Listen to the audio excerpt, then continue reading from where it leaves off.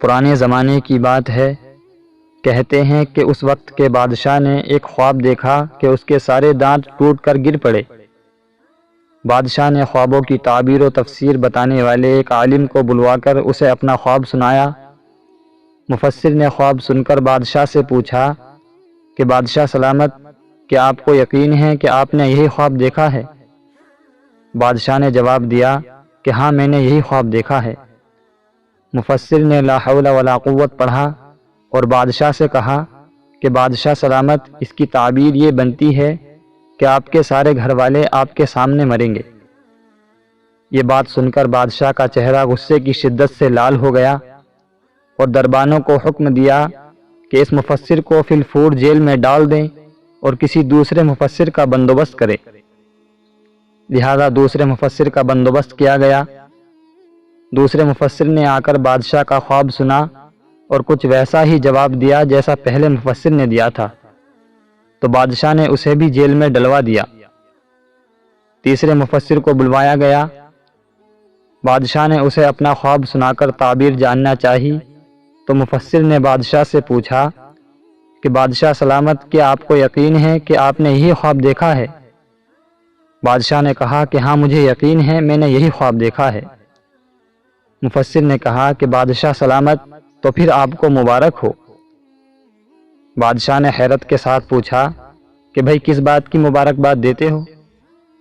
مفسر نے جواب دیا کہ بادشاہ سلامت، اس خواب کی تعبیر یہ بنتی ہے کہ آپ ماشاء اللہ اپنے گھر والوں میں سب سے لمبی عمر پائیں گے۔